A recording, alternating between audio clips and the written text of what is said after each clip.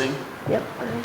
I want to remind you that it is coming up to Christmas time. There are 2 weeks at the end of December that are dead, basically dead, and that it's hard to ramp up for January. So this is a perfect time to get planning for those 2 dead weeks, plus all the Christmas presents you need to buy.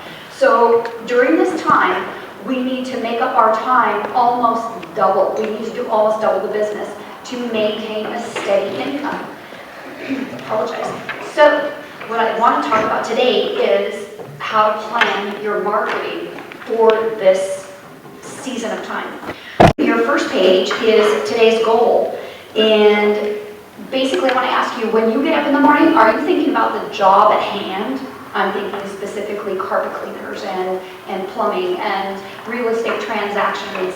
Are you thinking about your clients, or are you thinking about your business? You're a business owner. I want to remind you of that. You're not just an employee of your business. Yes, you're basically an employee of your business. I apologize. But you also own your business. You need to take ownership of that. Your clients don't own you. You serve them, if that makes sense. It's kind of a slave type situation, and it's almost like you are applying for a job every time you get a new client. I hate applying for jobs. I hate going in for interviews.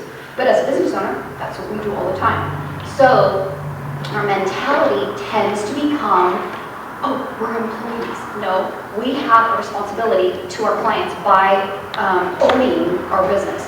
Today, when you wake up, did you think about your business, or did you think about your clients? And you need to be thinking about your business. Number one, your clients will come anyway. If you have a plumbing contract, that will happen. But you need to consciously think every day about what you're going to do for your business today. That's page number 1. In the morning, I want you to think about, just take this next week and think about what you're going to do for your business today. Next page is your business proposition, I believe.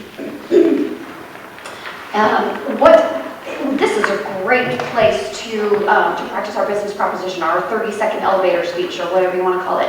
But I want you to write it down. It sticks in your head if you write it down, making sure that you know it not only in your head, but on paper. And that you can look at it every day and make sure that you're following your business plan.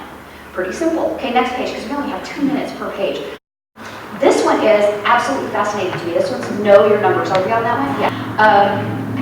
This is one that motivates me. I'm a numbers person. I like money. I think we all do.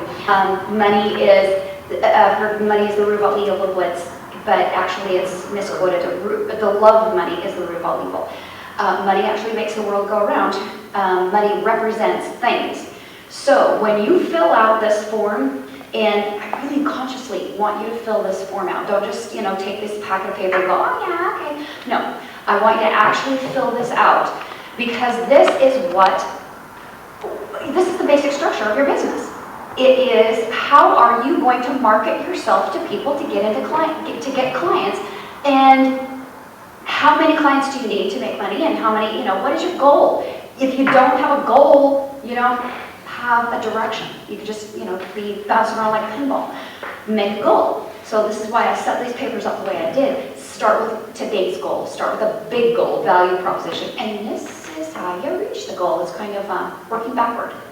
The next one is your disciplines and timetables. I wrote this one just as an example, but I have a blank one if you're interested. If you don't write down what you're doing during the week, again, you get sidetracked. I want you to take this time to write down what you're going to do. Again, write it down, because then it'll stick. What you're going to do every day for the next week. Times change. Your schedule changes really fast. If a client, if somebody has an emergency, their water heater is spring week and it's all over the place. Do you have any, that's going to throw your schedule off, right? But Just nod and say yes, yeah. So if somebody has an emergency, that's going to throw your schedule off. But, you know, if you plan in white time, if you plan in emergency time, and if you plan in reward time, that's a hard one for me. I don't feel like I've ever worked hard enough to gain reward time. But you have to do that, because then if you work hard enough to that point in time, you drop everything, you stop. Even if you know, unless you have an emergency. But then you take some time to reward yourself for the hard work that you've done already that day. Really, really important to do that. And then the last page, I know I've got to get on. I don't have, the clock. The last page is find someone or something to help you be accountable. That some people need that, I need that, and some people don't. They're very organized already. They are, you know, like I follow Brendan Burchard. I love listening to Brendan Burchard. He just has so much energy. He's got like ADD, I swear. He probably, does he need accountability? I don't know. He's never mentioned that before. But there are some people who are just excellent business owners and they go, go, go, go, go. They don't need accountability. They, you know, money is their motivator. I don't know. But somebody like me needs to find an accountability partner. And that's what this last page is for. It's to help you and your accountability partner, you know, keep yourselves on track. And it also helps you when you write down your goals, first of all, and you write down your plan, then you write down actually what's happened, the good things that have happened, the not so good things. That gives you an opportunity to look back and see what needs to be changed. Basically, I call it a return on investment. It's not all money being return on investment. It's time. Time is money. You have to write down how much time you spent on cold calling or follow-ups. If you don't spend any time doing that, then the money won't come in. So I have, when I sit down with a client, I have about 25 questions that I like to ask so that I know where they're going in their business and if I'm really going to be able to help them with my marketing specialties. The first one, well, one of them is where did my clients originally come from? You know, what process, method, or action did I use to get my clients in the first place? Was it marketing? Was it face-to-face? Was it an ad in Hometown Values? Where did they originally come from? And what did they originally buy from me? If you've owned your business for 3 or 4 years, they may have purchased, you may have had something different to offer.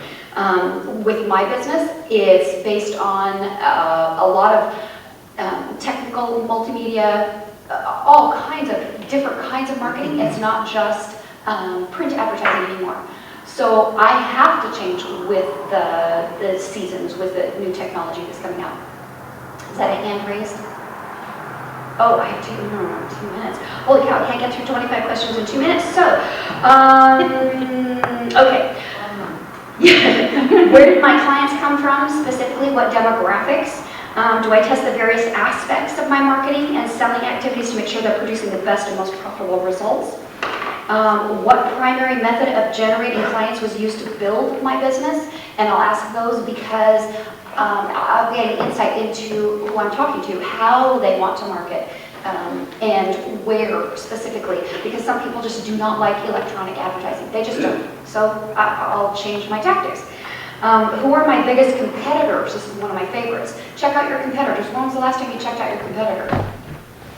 And what did they do? How good were they? How did they gain clients? Copy their methods. If it's working, you know, why reinvent the wheel?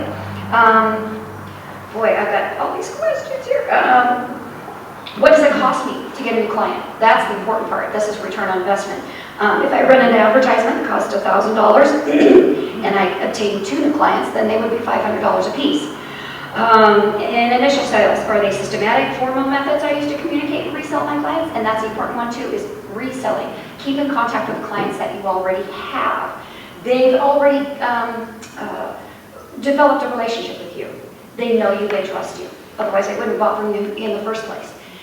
It is so important to keep in touch with those clients. Be in front of their faces.